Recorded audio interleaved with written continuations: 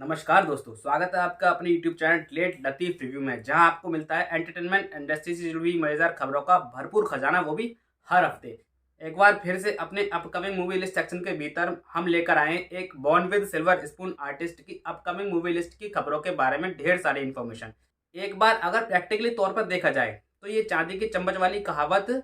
इन पर एकदम सटीक बैठती है, लेकिन फिर भी इनके टैलेंट की प्रतिभा के आगे उसका जिक्र आज तक किसी भी क्रिटिक्स के द्वारा नहीं किया गया है, क्योंकि शायद जन्म लेना आपके हाथ में ना हो, पर उस जन्म स्थान को अपने कर्मों से सार्थक बनाना ये बेशक आप ही लोगों के हाथों में होता है। और इस बात की कदर हमारे आज के कलाकार मिस्टर रणवीर कपूर ने भली भांति समझी भी है। इनकी पिछले कुछ सालों की मूवी भले ही बॉक्स ऑफिस पर बुरी तरह से असफल साबित हुई हो, लेकिन फिर भी इनकी एक्टिंग पर आज तक किसी ने भी, किसी पर्टिकुलर वन ने भी किसी भी तरह का कोई भी प्रश्न नहीं उठाया, क्योंकि आज भी बॉलीवुड में बेहतरीन एक्टिंग के मामले में काउंट करने पर रणबीर कपूर ही शायद एकमात्र ऐसे कलाकार हैं जिनका वे ऑफ प्रेजेंटेशन हमारी आंखों को स्क्रीन से बांधने में कभी भी नहीं चूकता। और एक दो तीन क्या जाने कितनी ही बड़ी फिल्मों में और हिट फिल्मों में, जैसे रॉक स्टार, वेकअप सीट, जिए जवानी है दीवानी, तमाशा,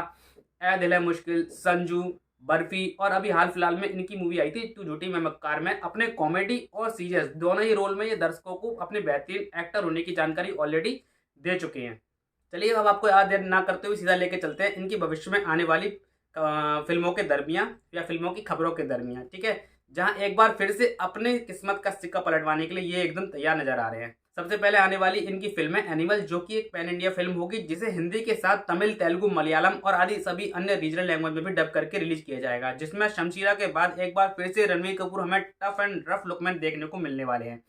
वैसे शमशीरा को तो बड़े पर्दे खास कामयाबी नहीं मिली थी, जो कि उसके अनडाइजेस्टेड स्क्रिप्ट का एक गलत डिसीजन का परिणाम रहा था, लेकिन इसका मतलब ये कतई नहीं है कि पब्लिक रणवीर को एंग्री लुक में एक्सेप्ट ही नहीं करेगी, क्योंकि ये सभी जानते हैं कि रणवीर एक अच्छे कलाकार हैं और सही स्क्रिप्ट सिलेक्शन और डायरेक्शन के साथ वो किसी भी करेक्टर को पूर्ण रूप से जस्टिफाई कर भी सकते हैं। और मे भी इसका एकदम सही उदाहरण अपनी ये वाली फिल्म एनिमल होगी, जो कि इस साल अगस्त 2023 में रिलीज होने वाली है, जिसमें हमें रणवीर के साथ अनिल कपूर और बॉबी देओल भी देखने को मिलने वाले हैं। सो स्टार कास्ट ऑलरेडी इतनी बड़ी हिट है, तो फिल्म से एक्सपेक्टेशन जो है वो काफ़ी ज़्यादा रहने वाली है, काफ़ी ज़्यादा हाई रहेगी लोगों की, ऐसा मेरा मानना है। सुनने में तो आया है कि करेक्टर के तौर पर इसमें रणवीर एक साइको सीरियस किलर की भूमिका निभाएंगे और अनिल कपूर इनके पिताजी का फादर का रोल निभाने वाले हैं। साथ में मेन विलेन के तौर पर यहाँ पर बॉबी देओल को लेके आया गया है। सो और वो जो कि वो इससे पहले क्या कहते हैं, Bobby Deol film love hostel में एक नेगेटिव शेड में हमें नजर आए थे।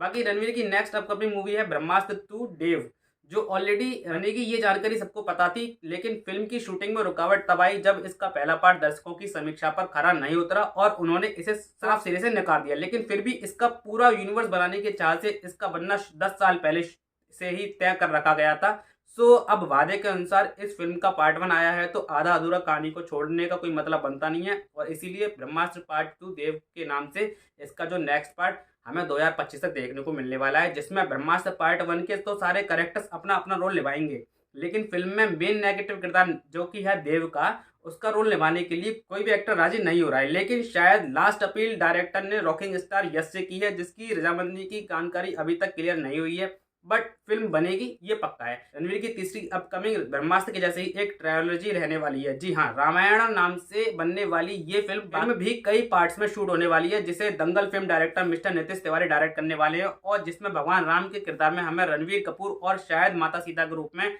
हमें साउथ एक्ट्रेस साई पल्लवी देखने को मिल सकती हैं। साथ में पहले इसमें रावण के रोल में ऋतिक रोशन रहने वाले थे, लेकिन इनकी फिल्म विक्रम वेदा के फ्लॉप साबित होने के बाद ऋतिक कोई भी नेगेटिव शेड किरदार करने से बचते हुए नजर आ रहे हैं, और जिसके चलते उन्होंने अभी इस प्रोजेक्ट से दूरी बना के रखी हुई है। तो ये तो थी अभी तक की रणवीर कपूर की आने वाली कंफर्म पुष्टि अपकमिंग लिस्ट। अब थोड़ा बॉलीवुड की गलियारों की कयासों पर अगर जाया जाए, तो रणवीर डायरेक्टर अनुराग वासु के साथ जग्गा जासूस के बाद एक बार फिर से काम करते हुए नजर आने वाले हैं। जी हाँ, ये दोनों किशोर कुमार की बायोपिक की एक प्रोजेक्ट पर काम करने का विचार पहले से ही रखते हुए नजर आ रहे हैं, लेकिन अनुराग वासु की शारीरिक श्रम के कष्ट को मद्देनजर रखते हुए अभी तक इस पर किसी भी तरह का कोई भी काम की शुरुआत नहीं हुई है। इसके अलग रणवीर करण जौहर के डायरेक्शन में मिस्टर एंड मिसेस टपोरी नाम की एक रोम कॉम में भी काम करने वाले थे, जो अभी ठंडे बस्ते में है, जिसमें परिणीति चोपड़ा जो है वो रणवीर के साथ एज अ एक्ट्रेस देखने को मिलने वाली थी। और इसके अलावा ऐसा सुनने में भी आया था कि अंदाज अपना अपना 2 में हमें डायरेक्टर राजकुमार संतोषी रणवीर कपूर और रणवीर सिंह को एक साथ लेने वाले थे, लेकिन अभी तक इस पर किसी भी बात की कोई कंफर्मेशन नहीं मिली है। तो अंदाज अपना अपना टू इन दोनों को लेकर बनेगी या नहीं बनेगी ये तो बाद में देखा जाएगा। बाकी अभी तक के लिए इस एपिसोड में इतना ही। मिलते हैं आपसे अपने न्यू एपिसोड में किसी और न्यू एक्टर्स की आने वाली अपकमिंग मूवी लिस्ट के बारे में और बाकी भी सारी ढेर सारी एंटरटेनमेंट खबरों के साथ। तो जुड़े रहिए अपने चैनल पर, और जुड़े रहने के लिए आपको चैनल को करना पड़ेगा सब्सक्राइब। तो सब्सक्राइब कीजिए, साथ में नोटिफिकेशन बेल बजाइए ताकि हमारी नोटिफिकेशन आपको शीघ्र से शीघ्र प्राप्त हो जाए। बाकी क्या है, चुस्त रहिए, दुरुस्त रहिए, अपनों से बातें करते रहिए और खुश रहिए। शुक्रिया।